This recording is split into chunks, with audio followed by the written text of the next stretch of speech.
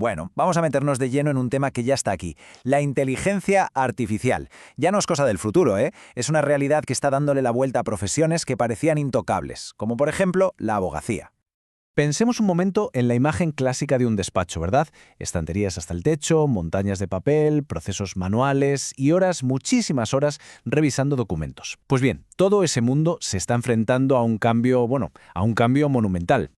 Pero claro, en medio de todo esto, aparece una fuerza nueva que está literalmente reescribiendo las reglas del juego. La IA ha pasado de ser una promesa lejana a convertirse en una herramienta estratégica que ya es indispensable en el sector. Y ojo con esto, porque es clave. Quedarse quieto ya no es una opción. De hecho, es una desventaja competitiva en toda regla. Los despachos que decidan no subirse a este tren, pues simple y llanamente se van a quedar atrás. Vale, entonces, vamos a ver por qué toda esta transformación no es solo una innovación más, algo que queda bien. No, es una solución totalmente necesaria. Vamos a meternos de lleno en los desafíos concretos que tiene la abogacía aquí en España. A ver, el sector legal aquí se enfrenta a lo que podríamos llamar una tormenta perfecta. Por un lado, una cantidad de documentos que es sencillamente inmanejable. Consume un tiempo brutal. Luego súmale un montón de tareas repetitivas, de esas de poco valor, que se comen las horas que deberían dedicarse a pensar, a la estrategia. Y por si fuera poco, los clientes, que cada vez esperan más, lo quieren todo para allá y, por supuesto, a precios competitivos. Un cóctel complicado, vamos. ¿Y todo esto en qué se traduce? ¿Cuál es el coste real de esta ineficiencia? Pues según un informe de Thomson Reuters, la cifra es esta: 156. 156 horas facturables que se pierden por cada profesional cada año. Es una barbaridad. Un golpe directo a la rentabilidad del negocio. Pero bueno, frente a este panorama empiezan a surgir soluciones.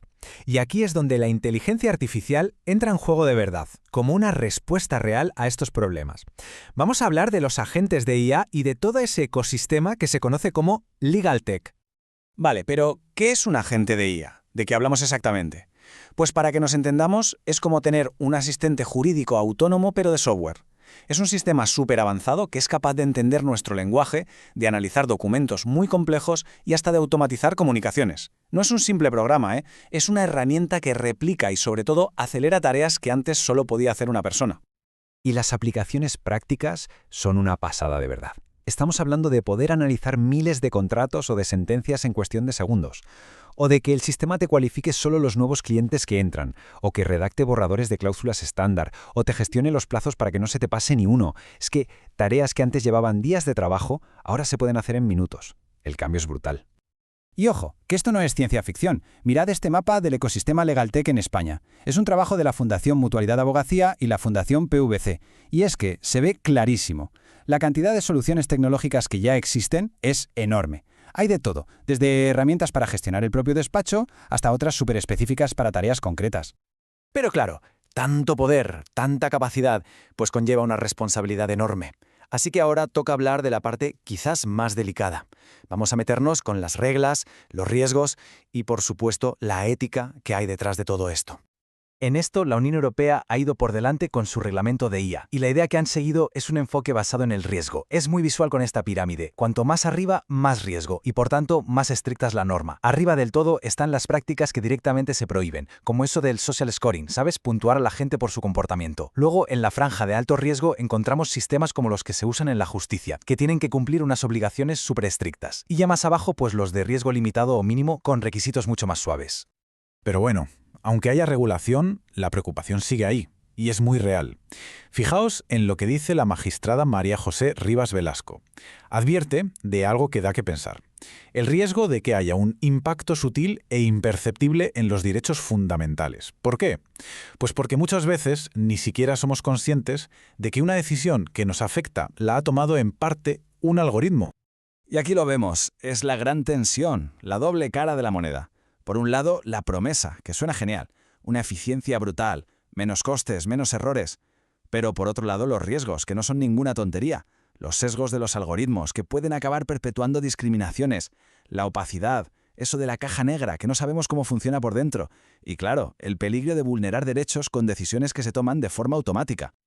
Para intentar ponerle freno a estos riesgos, hay organismos como el Comité Técnico Estatal de la Administración Judicial Electrónica aquí en España que están poniendo las cosas claras.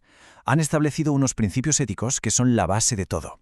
Hablamos de respetar los derechos fundamentales, por supuesto, de no discriminar, de exigir transparencia y, sobre todo, y esto para mí es lo más importante, la supervisión y la decisión final, la última palabra, tiene que ser siempre humana.